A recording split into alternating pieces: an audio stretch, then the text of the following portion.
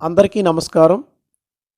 మనము గత 2 సెషన్లలో ప్రత్యక్ష దైవాలు అనే 10వ తరగతి నూతన పాఠ్యాంశాన్ని మనం చెప్పుకుంటూ వస్తున్నాం.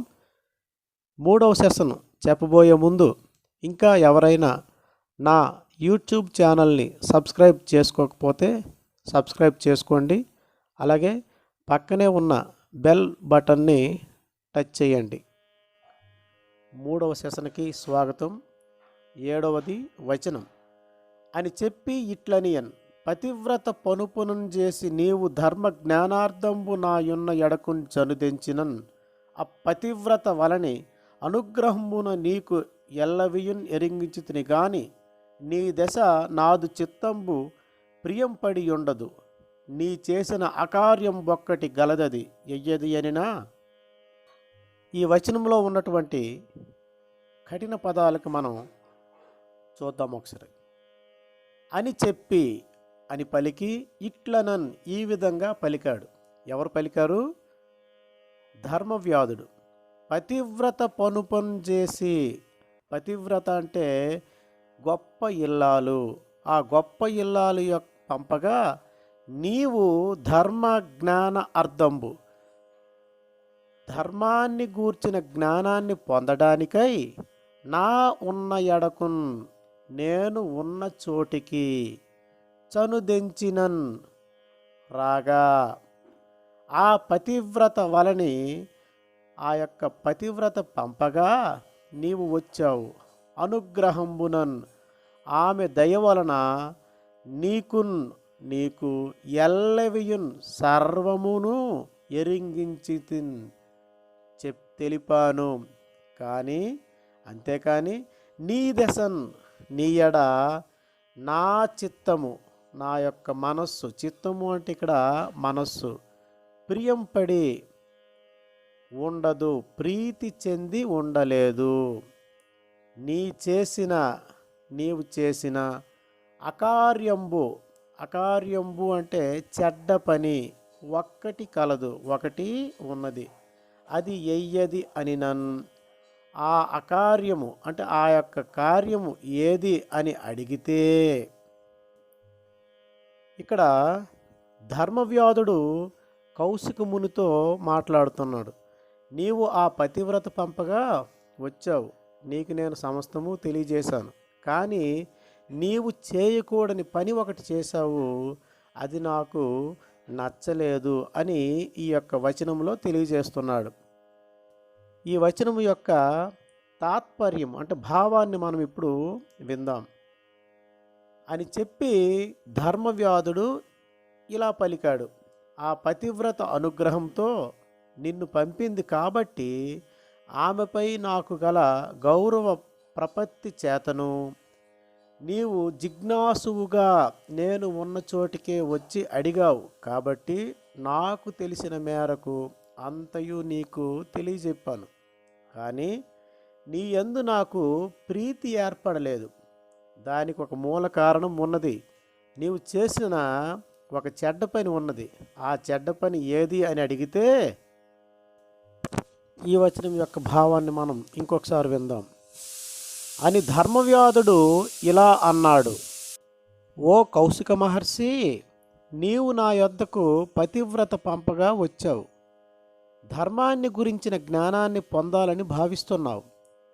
ఆమెపై ఉన్న గౌరవం కారణంగా ధర్మ మార్గాన్ని వివరిస్తాను. నీపై ఉన్న ఇష్టం కాదు, నువ్వు ఒక చెయ్యకూడని పని చేశావు కనుక నువ్వంటే నాకు ఇష్టం లేదు. అదేమిటంటే 8వ పద్యము. ఇది ఉత్పలమాల ఛందస్సుకు సంబంధించిన పద్యము. ఇది స్టార్ మార్క్ పద్యం కాబట్టి పద్యము భావము నేర్చుకోవాలి, అలాగే ప్రతిపదార్థాన్ని కూడా నేర్చుకోవాల్సి ఉంటుంది. ఎందుకంటే ఇది పరీక్షలలో మనకి వచ్చే అవకాశం అనేది ఉంటుంది. ఎంతయు వృద్ధులై తమకు నీ ఒకరుండవ తెప్పగాగన్ అత్యంత ముదంబునన్ బ్రతుకు తల్లిని తండ్రిని ఉజ్జగించి నిశ్చింతుడవై సదాధ్యయనశీలత వారి అనుజ్ఞలేక ఏకాంతమ ఎమ్మెయిన్ వెడలి తక్కట నీవు కరంబు క్రూరతన్ ఎమ్మెయిన్ వెడలి తక్కట నీవు గరంబు క్రూరతన్. ఈ పద్యం యొక్క కఠిన పదాలు మరియు ప్రతిపదార్థాన్ని మనం ఇప్పుడు విందాం. ఎంతయున్ వృద్ధులైన, ఎంతయున్ అంటే మిక్కిలి ముసలివారైన, వృద్ధులు అంటే ముసలివారు, తమకున్ అంటే వారికి, నీ ఒకరుండవే నీవు ఒక్కడువు మాత్రమే, తెప్ప కాగన్ తెప్ప అంటే ఆధారము కాగా, తెప్ప అంటే చూడండి మనం నదులు దాటేటప్పుడు తెప్పని వాడుతుంటారు కదా, అది తెప్ప.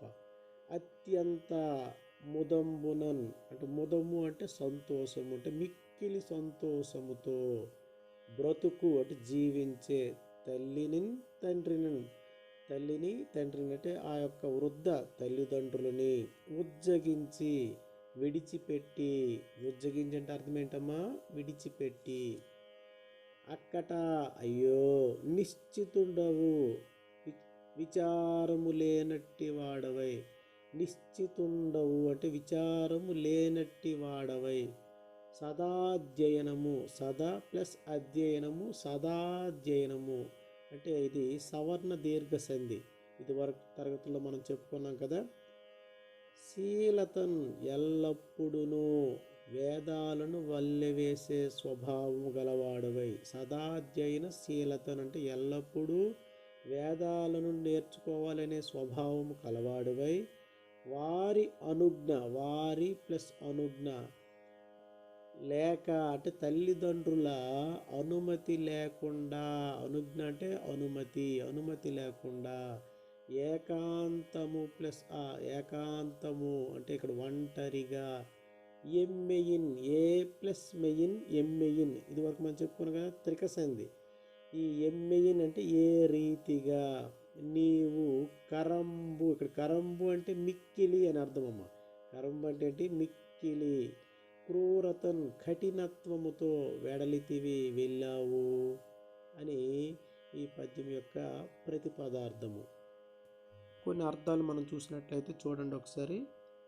వృద్ధులు ముసలివారు, తెప్ప ఆధారం, అత్యంత మిక్కిలి, ముదంబు సంతోషము, ఉజ్జగించి వదిలిపెట్టి, అక్కట అయ్యో, నిశ్చింతుడవు విచారము లేనివాడవు, శీలము స్వభావము, అనుజ్ఞ అనుమతి, ఏకాంతం ఒంటరి, ఎమ్మెయిన్ అంటే ఏ ప్లస్ మెయిన్ ఎమ్మెయిన్ అంటే ఏ రీతిగా, క్రూరత కఠినత్వము అని కొన్ని అర్థాలు మనకి ఈ పాఠం నుంచి అంటే ఈ యొక్క పద్యం నుంచి వచ్చే అవకాశం కూడా ఉంటాయి. ఈ పద్యానికి ఇప్పుడు మనం భావం చూద్దాం. కౌశిక మహర్షి, నీ తల్లిదండ్రులు వృద్ధులు, వారు నీపై ఎంతో ప్రేమతో జీవిస్తున్నారు, వారికి నీవే ఆధారం. కానీ నీవు వేద అధ్యయనం చేసి జ్ఞానాన్ని పొందాలని భావించావు, తల్లిదండ్రుల అనుమతి లేకుండా వారిని వదిలిపెట్టావు, వారి స్థితిగతులను గురించి ఎలాంటి విచారణ చేయలేదు, ఈ కఠినమైన నీ ప్రవర్తన నాకు నచ్చలేదు అని కౌశిక మహర్షితో ధర్మవ్యాధుడు మాట్లాడే మాటలమ్మ ఈ పద్యం. చూడండి, ఈ రోజుల్లో డబ్బు సంపాదించడం కోసమని తల్లిదండ్రులని ఆయా ఊర్లలో విడిచిపెట్టి వీళ్ళు పట్టణాలకని పొరుగు ఇతర దేశాలకని డబ్బు సంపాదించే వ్యామోహంతో ఆశతో వెళ్ళిపోతూ ఉన్నారు. ఆ ఇంటి దగ్గర వృద్ధులైనటువంటి ముసలివారిని ఎవరు చూసుకుంటారు? అందుకనే పట్టణాల్లో ఓల్డేజ్ హోమ్లని అక్కడక్కడ మనకు దర్శనమిస్తూ ఉన్నాయి. తల్లిదండ్రులు మనకి ఈ భూమి మీద దేవతలతో సమానమని మనం ముందే చెప్పుకున్నాం కదా. తర్వాత పద్యాన్ని మనం చూద్దాం. 9వ పద్యము, ఇది ఆటవలది పద్యము. నీక వగచి వగచి నిర్భిన్న హృదయులై విగత చక్షులైరి వినవే వారలరిగి ఇంకనైనన్ అమ్ముదు సల్ల ఉదగ్రశోక వహ్ని నార్పవయ్యా ఉదగ్రశోక వహ్ని నార్పవయ్యా. ఈ పద్యంలో ఉన్నటువంటి మనం కఠిన పదాలను ఇప్పుడు మనం విందాం. నీకోసమే, వగచి వగచి అంటే మిక్కిలి దుఃఖించి, నిర్భిన్న హృదయులై పగిలిన గుండె కలవారై, వారు అంటే నీ తల్లిదండ్రులు. ఈ పద్యాన్ని ధర్మవ్యాధుడు కౌశికమునితో చెప్తున్నటువంటి మాటలు. విగత చక్షులైరి అంటే పోయిన కన్నులు కలవారు అయ్యారు, గ్రుడ్డివారు అయ్యారు, అంటే అంధులయ్యారు అని అర్థం. వినవే ఆలకించవా, అరగి వెడలి, ఇంకనైనన్ ఇక మీదటనైనా, ఆ ప్లస్ ముదుసల్లా అంటే అమ్ముదుసల్లా అంటే ఆ యొక్క వృద్ధులైనటువంటి తల్లిదండ్రుల యొక్క ఉదగ్ర శోక వహ్నిన్ దుఃఖమైనది అగ్నిని. ఇక్కడ వహ్ని అంటే అగ్ని అని అర్థం. ఆర్పవయ్యా, ఉపశమింపవయ్యా అంటే ఉపశమింప చేయము అని ఇందులో ఉన్నటువంటి అర్థాలు. అది పద్యం యొక్క భావాన్ని మనం ఇప్పుడు విందాం. ఓ కౌశికముని, నీవు విడిచి వెళ్ళిన మరుక్షణము నీ తల్లిదండ్రులు గుండెలు పగిలిపోయేటట్లు ఏడ్చి ఏడ్చి అంధులయ్యారు. ఇప్పటికైనా నీవు వెళ్ళి వారి దుఃఖాగ్నిని చల్లార్చు అని ఈ పద్యం యొక్క భావము. 10వ పద్యము, ఇది కంద పద్యము.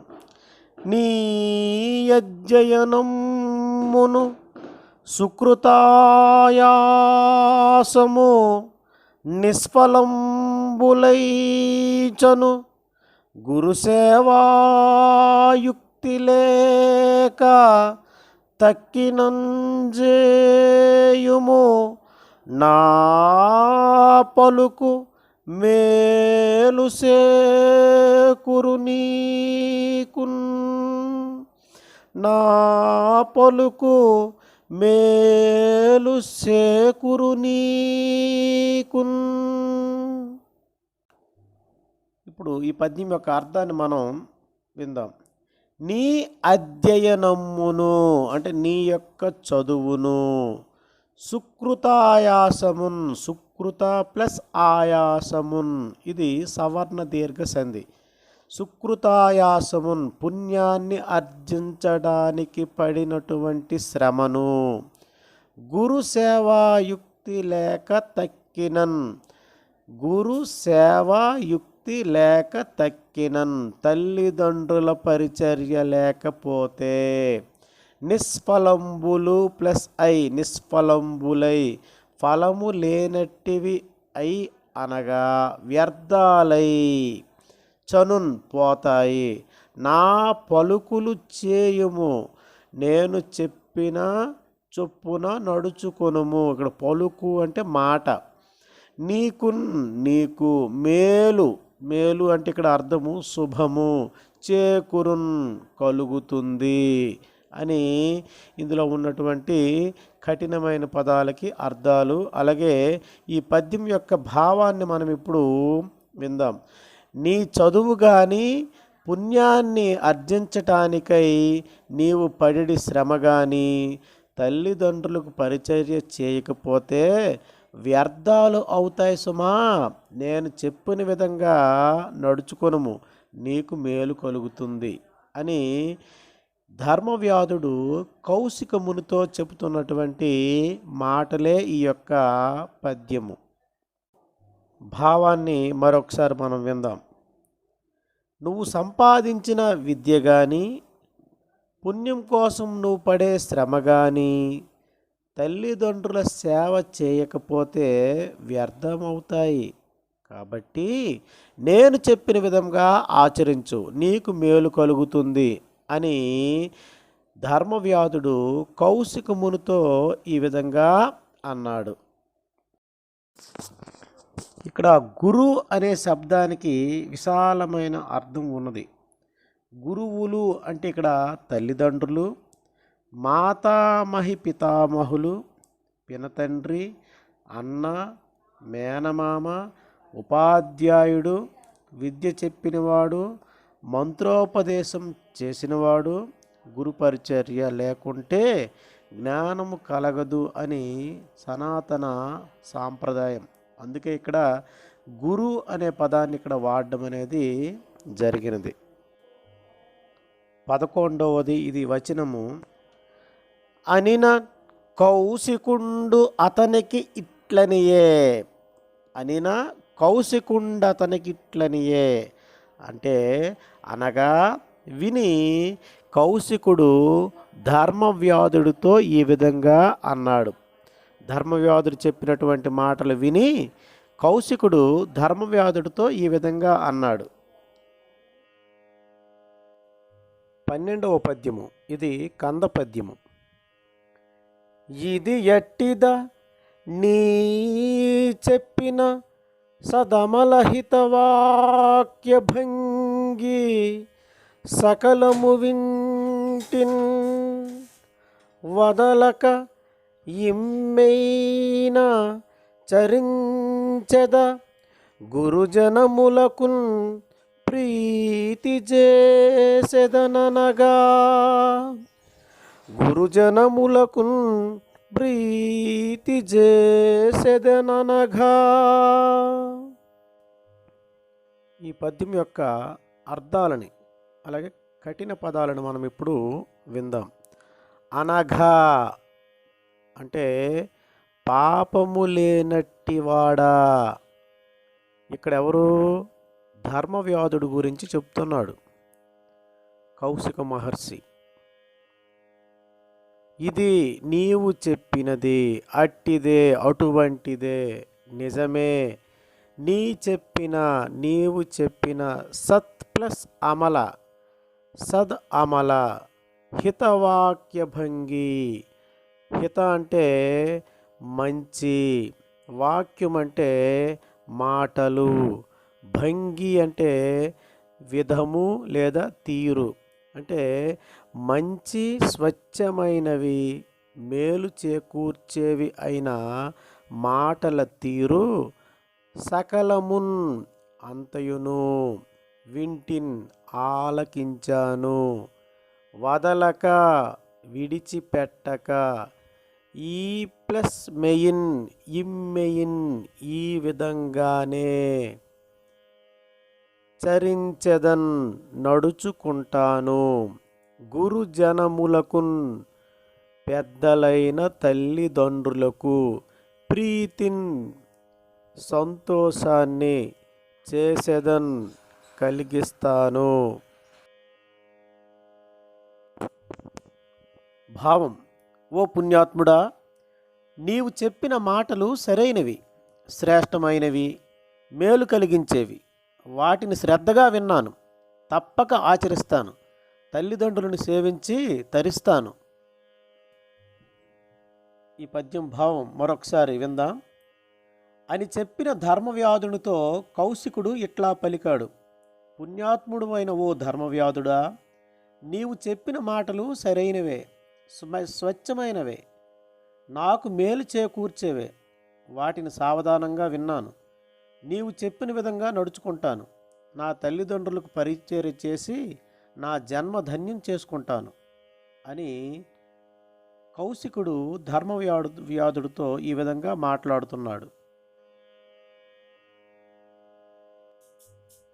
13వ పద్యము ఇది కంద పద్యం.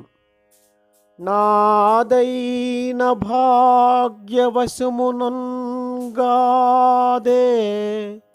నీతోడి చెలిమి కలిగన్ పరమాహ్లాద మనస్కుడనైతి శుభోదయములకెల్లా ఇంక యుక్తుడనైతిన్ శుభోదయములకెల్లనింక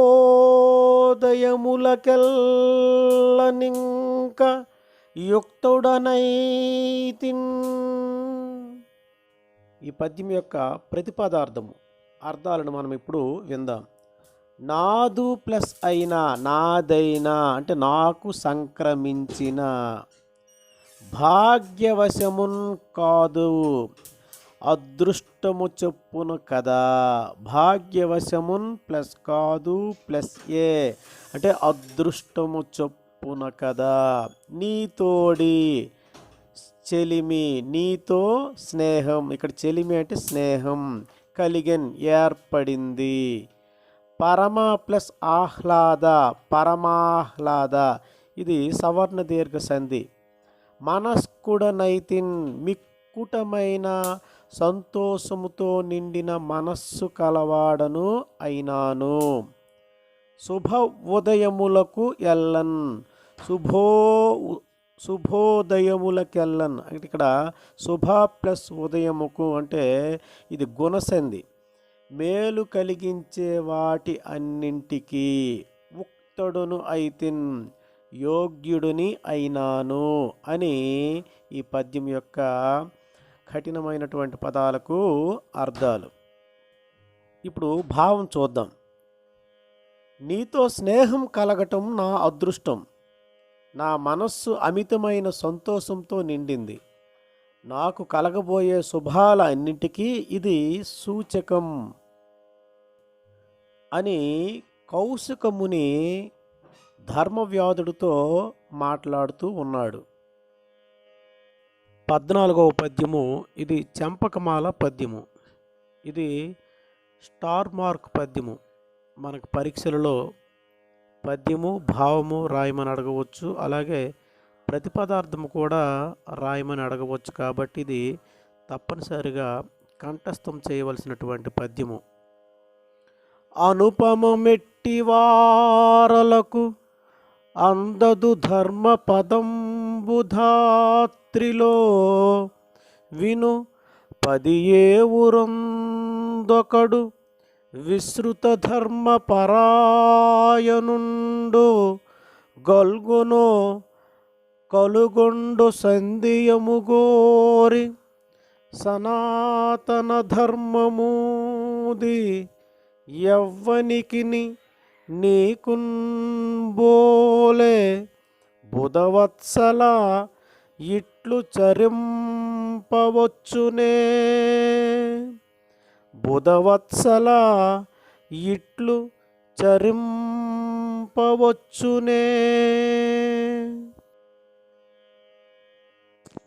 ఈ పద్యం యొక్క ప్రతిపదార్థాన్ని మనం ఇప్పుడు విందాం. బుధవత్సల పండితులచే ఆదరింపబడేవో ధర్మవ్యాధుడా విను ఆలకింపుము. ధాత్రిలో ఈ భూమియందు ధర్మపదంబు ధర్మ మార్గం అనుపమము సాటి లేనిది ఎట్టివారలకు ఎట్టివారికైనా అందదు గ్రహించడము సాధ్యము కాదు. విను ఈ విషయం తెలుసుకో. 10 ఊరందు 10,000 మందిలో ఒకడైన విస్తృత ధర్మ పరాయణుండు గొప్ప ధర్మ మార్గాన్ని అనుసరించేవాడు కల్గునో కలుగునా ఉంటాడో కలుగొండు కలుగడో ఉండడో సందేహము సందేహమే అనుమానమే కోరి యత్నించి సనాతన ధర్మం ప్రాచీన ధర్మాన్ని, ప్రాచీన కాలము నుండి ఆచరించబడుతున్న ధర్మాన్ని, ఊది తెలిసి గ్రహించి ఇట్లు ఈ విధంగా ఎవరికి అయినా ఏ మనిషికైనా నీకున్ ప్లస్ పోలెన్ నీవు ఆచరిస్తున్న విధంగా చరింపవచ్చునే, ప్రవర్తించడం సాధ్యమా? సాధ్యము కాదు అని కౌశికముని ధర్మవ్యాధుడితో చెబుతున్నటువంటి మాటలే ఈ యొక్క పద్యం యొక్క భావము. ఇప్పుడు ఈ పద్యం యొక్క భావాన్ని మనం ఇప్పుడు విందాం. జ్ఞానుల చేత ఆరాధింపబడే ఓ ధర్మవ్యాధుడా, ధర్మ మార్గము సాటి లేనిది. భూమిపై నివసించే 10,000 మందిలో ఏ ఒక్కడైనా ధర్మాచరణకు పూనుకుంటాడో లేదో సందేహమే. నీలాగా ప్రయత్నపూర్వకంగా ధర్మాన్ని ప్రమాణంగా స్వీకరించి ఆచరించేవాడు ఉండడు అని ఈ యొక్క పద్యం యొక్క భావం. ఇంతటితో మనకి ఈ పాఠ్యాంశం అనేది అయిపోయినది. తరువాత తరగతిలో మనం భాషాంశాలు, పదజాలము అవన్నీ మనం తర్వాత తరగతిలో నేర్చుకుందాం. వ్యాకరణాంశాలు, అలంకారాలు, ఛందస్సు మొదలగునవన్నీ కూడా తరువాత తరగతిలో మనం నేర్చుకుందాం. పిల్లలు, అర్థమైంది కదా?